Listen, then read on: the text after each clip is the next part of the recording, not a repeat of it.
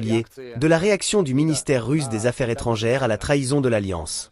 Comment le ministère des Affaires étrangères réagira-t-il si et quand les États-Unis quitteront l'OTAN?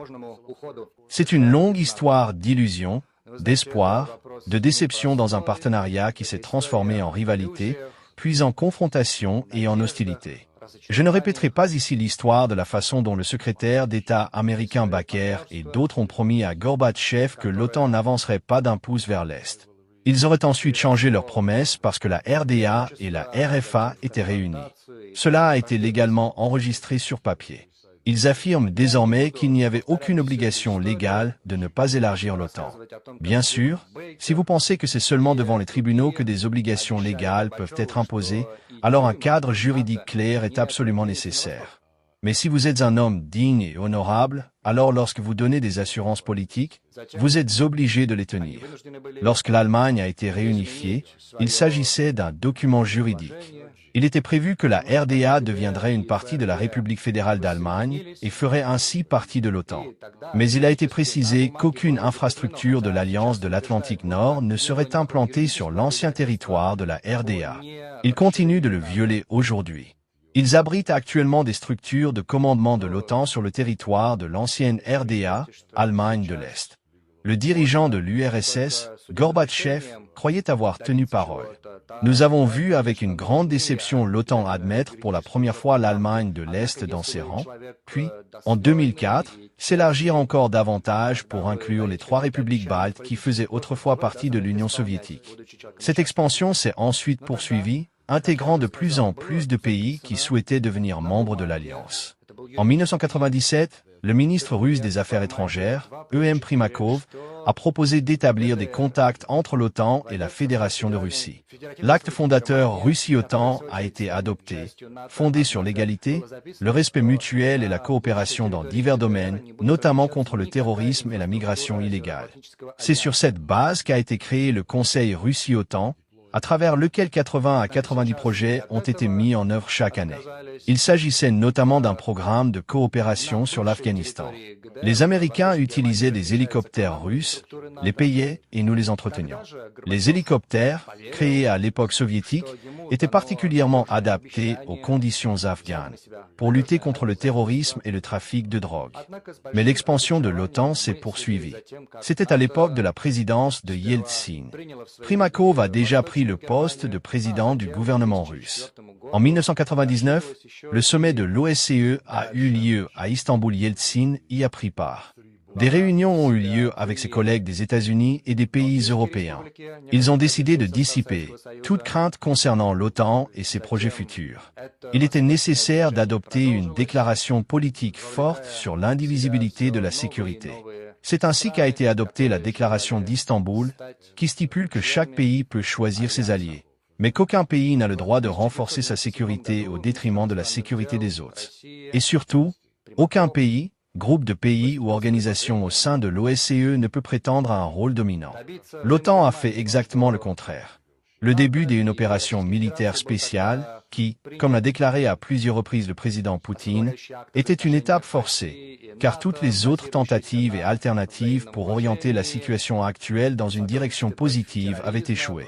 Près de 10 ans se sont écoulés depuis le coup d'État de Kiev, survenu le lendemain de la signature de l'accord garanti par les Allemands, les Français et les Polonais.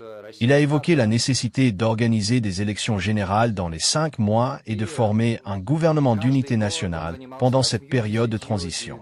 Cependant, le lendemain de la signature de cet accord, les bâtiments gouvernementaux ont été saisis, ils se sont rendus sur le Maïdan et ont déclaré qu'ils avaient créé un nouveau gouvernement des vainqueurs. Les vainqueurs et l'unité nationale sont 2 choses différentes. J'espère qu'un gouvernement d'unité nationale sera créé en Syrie, même si la situation y est dangereuse pour l'instant. Bref, revenons à l'Ukraine. Ces gens sont arrivés au pouvoir à la suite d'un coup d'État. La première chose qu'ils ont annoncée a été l'abolition du statut de la langue russe. Ils ont ensuite envoyé des militants prendre d'assaut le bâtiment du Conseil suprême de Crimée. Ils ont ensuite qualifié de terroristes les citoyens du sud et de l'est de l'Ukraine qui ont osé dire que, depuis qu'ils sont arrivés au pouvoir par un coup d'État, ils ont refusé de suivre leurs ordres et ont demandé qu'on les laisse tranquilles. Ils ont été déclarés terroristes et une opération antiterroriste a été lancé contre eux, contre ses propres citoyens. Cela a conduit à une guerre qui a pris fin en février 2015 avec la signature des accords de Minsk. Maintenant, le président français tente d'interpréter cela comme si Poutine ne voulait pas les respecter. C'était un discours plutôt drôle de la part de Macron. D'ailleurs, il concernait aussi l'OTAN, puisqu'il déclarait que la France serait capable de protéger tout le monde avec ses 3 ou 4 ogives nucléaires. Mais ensuite, à Minsk, nous avons passé 17 heures de négociations non-stop. Les accords de Minsk ont été signés. Après leur signature, ils ont été soutenus par le Conseil de sécurité de l'ONU. Point intéressant. Une fois les négociations terminées, le président ukrainien Poroshenko, avec le soutien du président français Hollande et de la chancelière allemande Merkel, a déclaré qu'il ne signerait pas ce document tant qu'il ne serait pas signé par ceux qu'il appelait les séparatistes. Les dirigeants des 2 républiques autoproclamées, Donetsk et Lugansk, étaient également à Minsk, mais dans un hôtel différent. Ils ont dit qu'ils ne signeraient pas le document parce qu'il avait été convenu sans eux. Ce document prévoyait l'intégrité territoriale de l'Ukraine avec l'octroi d'un statut spécial à ces 2 petits territoires. Ils avaient déjà déclaré leur indépendance et ne pouvaient pas trahir le peuple qui croyait en eux. Nous avons dû les persuader de signer ce document, qui parlait en réalité d'un statut spécial au sein de l'Ukraine, de la langue russe, du droit d'approuver les candidatures des procureurs et des juges nommés dans ces régions. Tout cela devait être inscrit dans la Constitution, et la formulation exacte devait être convenue directement entre Kiev et les 2 républiques. Cela fait partie des accords de Minsk approuvés par le Conseil de sécurité de l'ONU. Peu après leur entrée en vigueur, les Allemands, les Français et les Ukrainiens ont commencé à dire qu'ils n'avaient jamais parlé séparatiste. Le président français Macron était à Moscou quelques semaines seulement avant le début de l'opération militaire spéciale. Et lors de la conférence de presse, puis lors de la tristement célèbre conversation téléphonique avec le président russe Poutine, qu'il a lui-même rendu publique, Macron a déclaré au président russe Poutine qu'il ne pouvait pas insister pour que le gouvernement légitime de l'Ukraine accepte de négocier avec les séparatistes.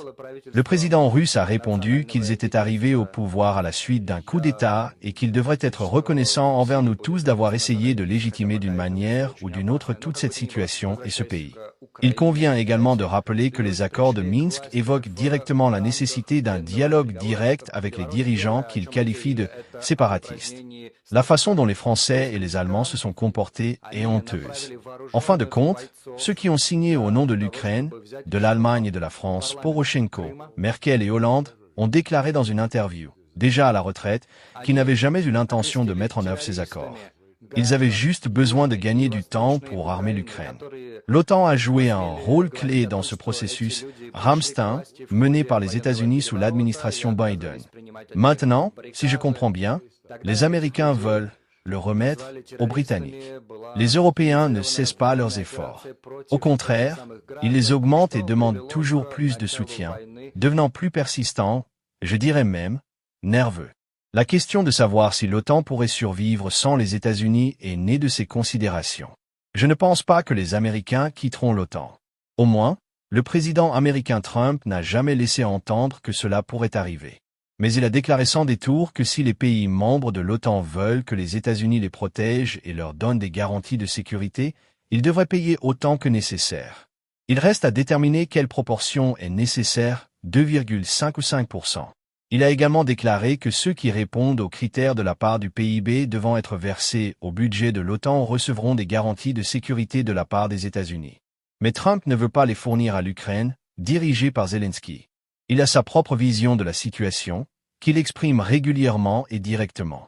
Cette guerre n'aurait jamais dû commencer. L'adhésion de l'Ukraine à l'OTAN est une violation de sa constitution. Une violation de la déclaration de souveraineté de l'Ukraine de 1991, sur la base de laquelle l'Ukraine a été reconnue par nous comme un État souverain. Cela s'est produit pour plusieurs raisons, notamment parce que cela évoquait le statut non aligné et neutre de l'État. Elle a également confirmé et établi que tous les droits des Russes et de toutes les autres minorités nationales doivent être respectés. Tout cela se retrouve encore dans la constitution ukrainienne, malgré le fait qu'un certain nombre de lois adoptées par Bankova depuis 2019 ont conduit à une interdiction légale complète de la langue russe, dans les médias, l'éducation, la culture et la vie quotidienne. Si vous venez dans un magasin et demandez à un vendeur de vous aider en russe, il ou elle peut exiger que vous parliez la bonne langue. Voilà ce qui se passe. La situation a changé lorsque le régime ukrainien a inclus l'adhésion à l'OTAN dans la Constitution, tout en maintenant des garanties pour les minorités nationales. Ils ont déclaré que l'OTAN et l'Union européenne sont l'avenir de l'Ukraine. Lorsqu'on a commencé à en parler, l'Union européenne conservait encore un semblant d'unification économique, mais elle a aujourd'hui complètement perdu cette caractéristique. La fureur Ursula mobilise tout le monde pour la remilitarisation de l'Europe. Il parle de sommes d'argent incroyables. Beaucoup de gens pensent qu'il s'agit d'un stratagème pour détourner l'attention de la population des dizaines et des centaines de milliards d'euros dépensés sans audit approprié lors de la lutte contre la pandémie de Covid-19 et lors de la fourniture d'aide à l'Ukraine. Tout cela est en discussion en ce moment. L'Union européenne a perdu son indépendance et son importance économique. Un porte-parole du gouvernement allemand a déclaré qu'il ne rétablirait jamais l'approvisionnement en gaz via le gazoduc Nord Stream 2 car ils doivent, selon eux, se débarrasser de leur dépendance au gaz russe.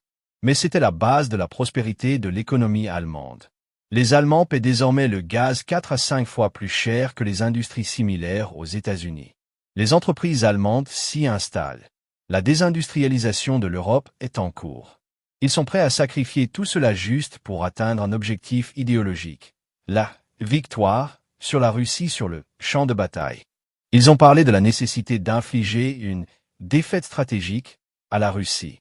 Ils disent désormais qu'ils n'accepteront pas la capitulation de l'Ukraine. Quelle tournure inattendue! C'est ça le changement. Il s'agit, comme l'a déclaré le ministre allemand des Affaires étrangères Baerbock, d'un virage à 360 degrés. L'Union européenne n'est plus un